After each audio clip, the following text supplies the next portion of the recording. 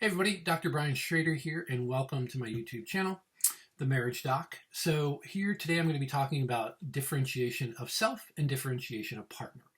Now, since these are two terms that are not necessarily used unless A, you work as a therapist or in a mental health field, or B, you're in a therapy session, let me break those down to you into more common terms.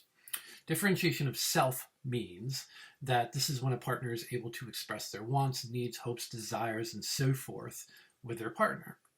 Okay. On the other hand, differentiation of partner is when the partner listens, right, with the intention of understanding when their partner self-identifies, such as when their partner identifies their hopes, wants, desires, and so forth. Now, the important thing here is for the differentiation of partner is for that partner to not attack or feel conflicted about, hey, if their partner says something that may disagree with how they feel, it doesn't mean it has to start a fight or it has to divide the couple. It actually is something that's over time supposed to bring you closer together because you accept each other's differences. We're all human beings. None of us are alike. Okay. And it's really important and healthy for us to be able to express that. And why does it matter about differentiation is another thing you may be asking. Well, for one, a couple who is differentiated, right, able to process, our own wants, needs, desires, and also willingness to listen and support those can lead to a strengthening of relationship, improvement in terms of communication around problem solving especially, and also strengthens our overall relationship satisfaction typically.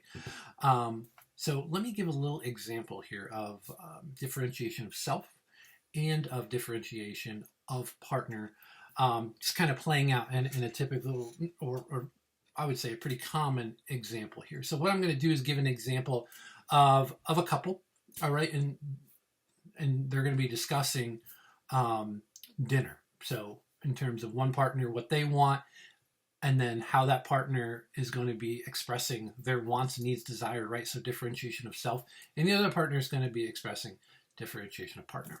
Okay, so just kind of a common example just to kind of solidify, hopefully, this for you a little bit. All right. So we'll say Rosa is talking to her husband and says that that she wants to, doesn't feel like cooking tonight. It's been a long day, and is thinking, you know what, it'd be nice to have some of that teriyaki chicken from the restaurant that they both enjoy downtown, and that this is what she wants to do for dinner. She doesn't feel like cooking things at home. Then her husband, Pete will say that, all right, well, let me make sure I heard you right. So you've had a long day at work, you're tired, and you don't want to cook, you don't want us to eat here at home and cook.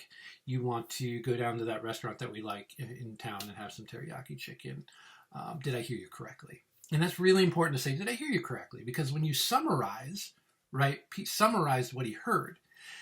And then the next part is asking some questions about what he heard. Because the important thing about differentiation of partner is think of it as being a journalist, right? We're trying to make sure we get all the information we can. We want to get the scoop. We want to get the story, excuse me, in terms of what our partner is saying. So the next part is to follow up with some questions. A question might be, all right, Rosa, would you prefer to eat at home? I can get it for pickup. We can have it for delivery. Or do you feel up for going out and we can eat there? That's a real basic thing that we can ask, and something that Rosa didn't identify directly in her statement, right? What she said. So it's important that we kind of get the information pulled apart here, appreciating what our partner is saying.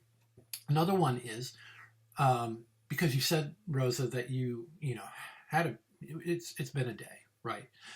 Is there anything I can do to support you? Whether that's, rub your back or, draw a bath up for you later. Is there any way that I can support you since you're tired?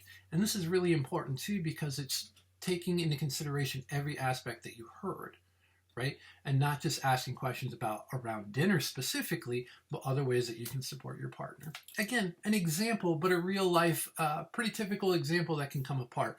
And this way you can understand some of the differences. It's really important to do that. Also, it's important to ask yourself how you want to show up in conversations. If you've checked out my Instagram account before, you've seen and or heard me talk about how we show up. We decide how we show up in conversations. And a lot of times with couples, what I'll have them do is I'll have them do an intervention. It's called the eye-to-eye conversation. which incorporates some of this, but in a different way, and I won't get into all that today. But one of the things I have couples do is identify 2 to 3 words describing some descriptors, right? How do I want to show up in this conversation?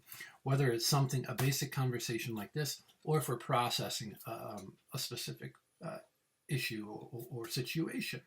You know, whether that's I want to show up supportive, I want to be a good listener, I want to be respectful, I want to be calm. Any of these would be appropriate. But identifying how do I want to show up. So go ahead and click the subscribe button. Make sure this way you can check out any new information that comes out as I release videos. I appreciate your time and hope you have a wonderful day. Make sure to, again, check out this channel soon, and make sure to check out the other videos too, as there's a bunch of different ones on this channel. Have a good day.